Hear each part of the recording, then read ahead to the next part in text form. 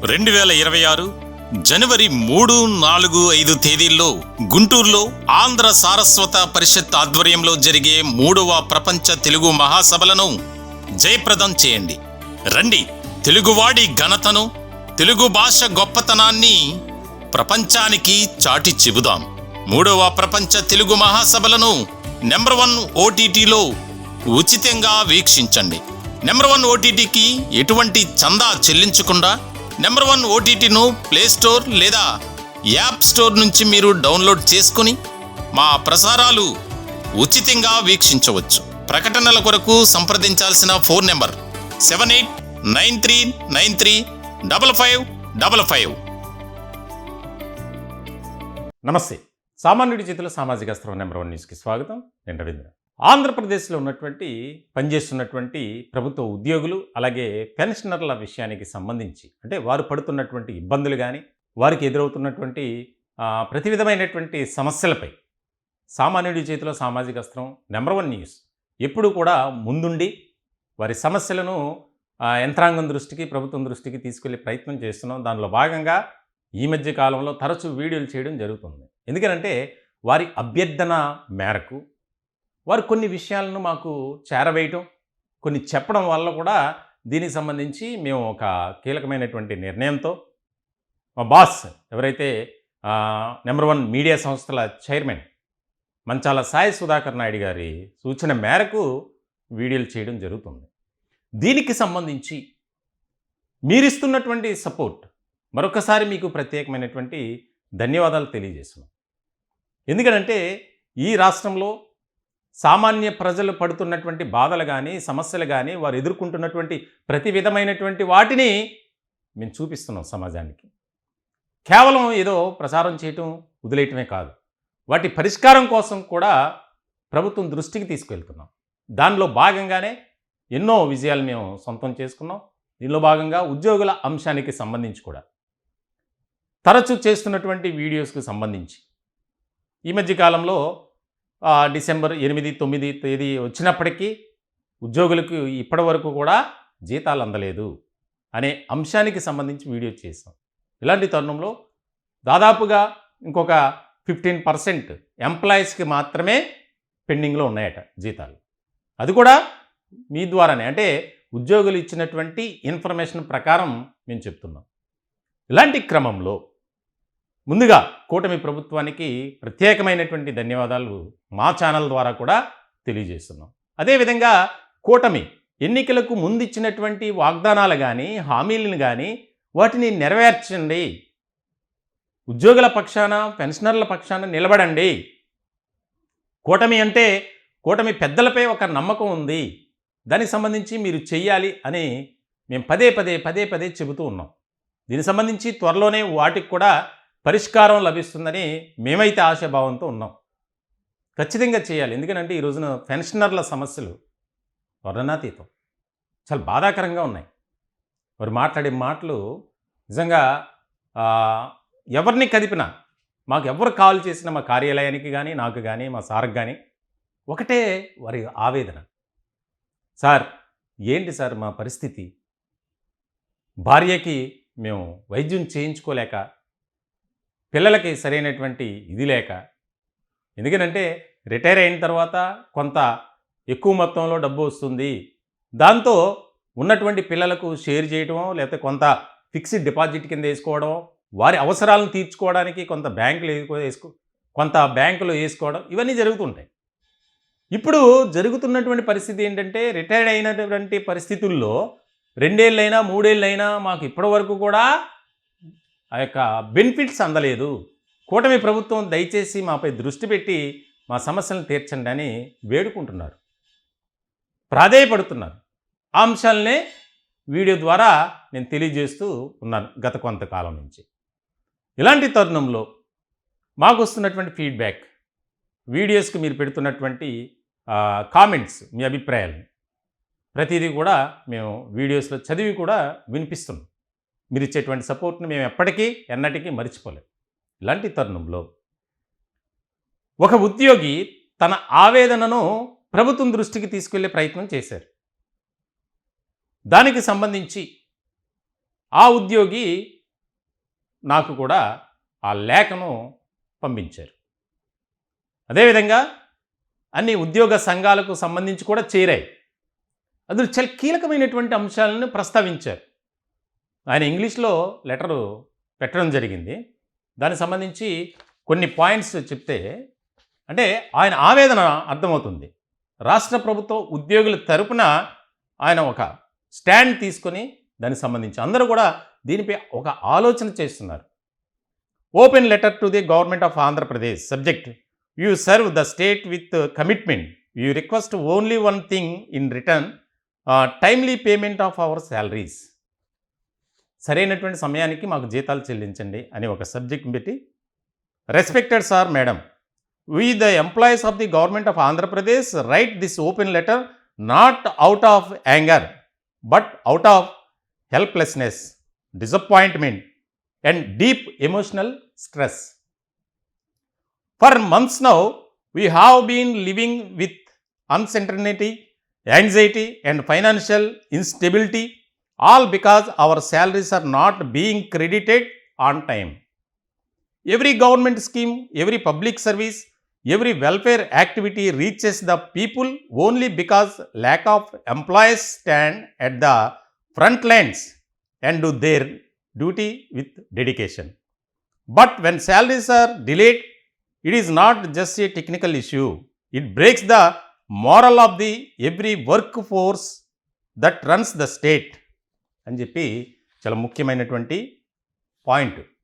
దీనిలో తెలుగు గనుక చూస్తే, ఆంధ్రప్రదేశ్ ప్రభుత్వ ఉద్యోగులమైన మేము ఈ బహిరంగ లేఖను కోపంతో కాదు, నిస్సహాయత, నిరాశ మరియు తీవ్ర భావోద్వేగ ఒత్తిడితో రాస్తున్నాం. మా జీతాలు సకాలంలో జమ కాకపోవటం వల్ల నెలల తరబడి మేము అనిశ్చితి, ఆందోళన మరియు ఆర్థిక అస్థిరతతో జీవిస్తున్నాం. ప్రతి ప్రభుత్వ పథకం, ప్రతి ప్రజాసేవ, ప్రతి సంక్షేమ కార్యకలాపం లక్షలాది మంది ఉద్యోగులు ముందు వరుసలో నిలబడి అంకిత భావంతో తమ విధిని నిర్వర్తించడం వల్లనే ప్రజలకు చేరుతుంది. కానీ జీతాల ఆలస్యం అయినప్పుడు అది కేవలం సాంకేతిక సమస్య కాదు, ఇది రాష్ట్రాన్ని నడిపే శ్రామిక శక్తి యొక్క మనోధైర్యాన్ని దెబ్బతీస్తుంది.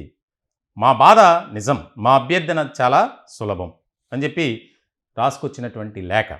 Hour pain is real, our request is simple. We work day and night but we wait endlessly for our own salaries. Hospitals, schools, field officers, welfare institutions, emergency duties, we serve everywhere without excuses. Yet every month we wait with fear. Will the salary come today, tomorrow, next week? Our families are suffering. House rent, EMIs, children's school fees, medical bills. These do not wait.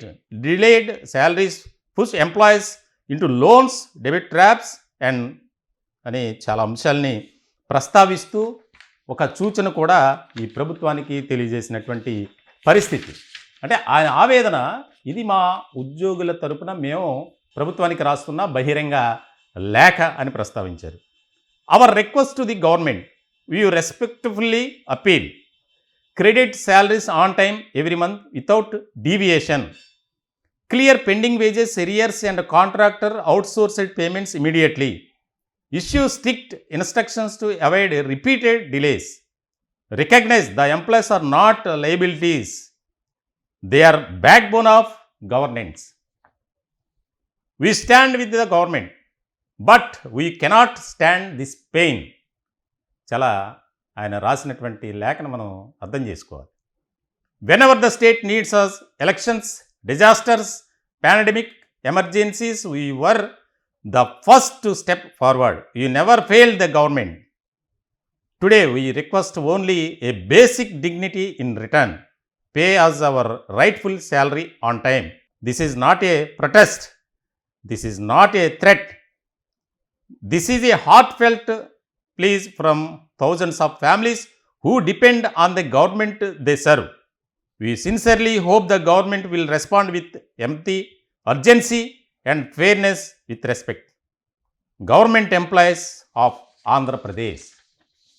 ఎన్ని కీలకమైనటువంటి అంశాలు ఇందులో ప్రస్తావించారనేది మనం చూడాలి. అంటే ఒక ఉద్యోగి ఆవేదన ఇది, ప్రతి ఒక్కరి ఆవేదన ఇదే. అంటే ఆయన డేర్ చేసి ఈ లేఖను ప్రభుత్వానికి పంపించారు భయపడకుండా.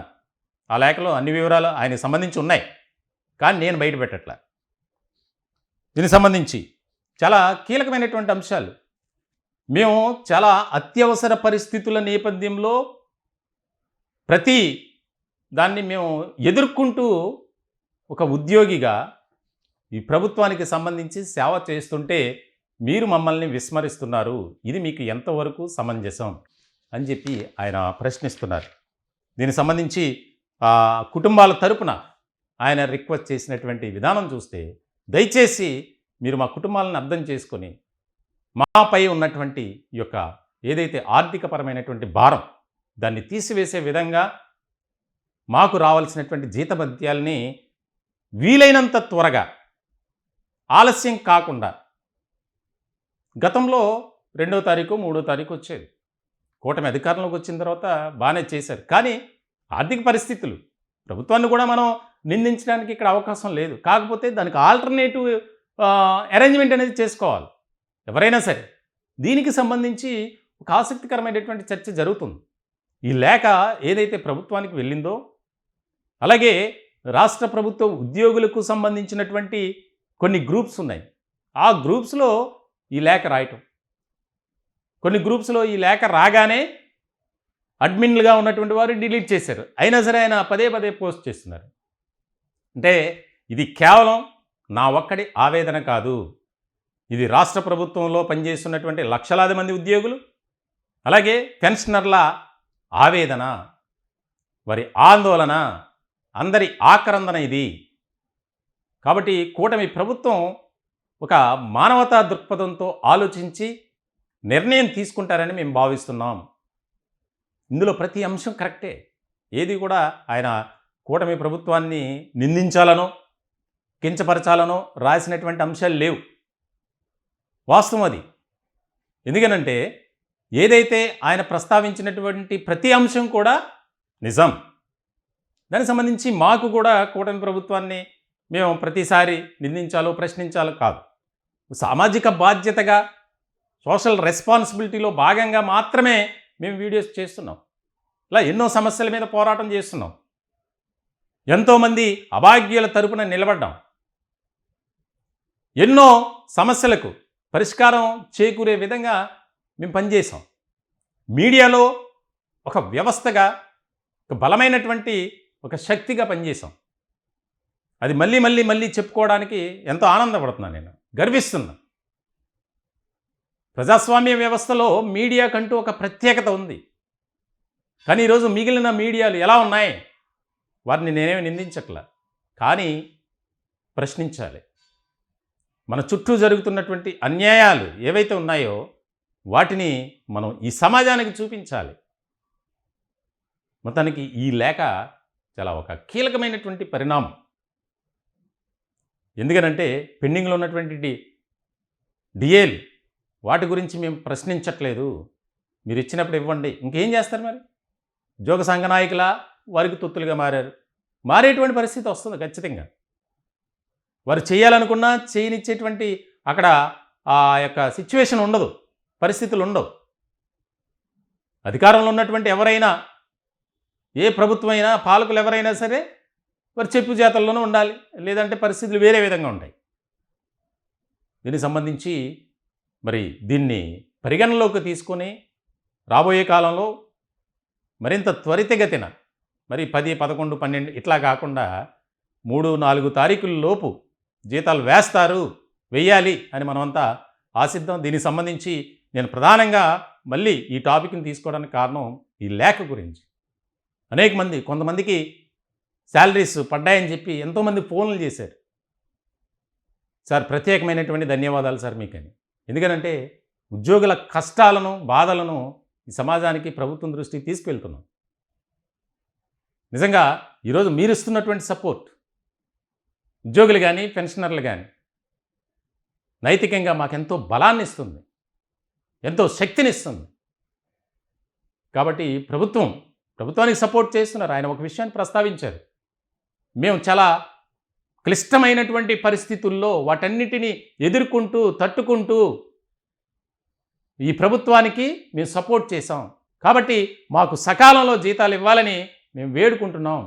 అని చెప్పి ఇప్పటికైనా కూటమి ప్రభుత్వ ఉద్యోగులు పెన్షనర్లకు మంచి చేయాలని, మంచి జరుగుతుందని ఆశిద్దాం. దానికి సంబంధించి ముఖ్యమైనటువంటి అంశంగా ఈ లేఖపై ఉద్యోగ వర్గాల్లో, ఉద్యోగుల్లో, పెన్షనర్లలో ఒక చర్చ అయితే బాగా జరుగుతుంది.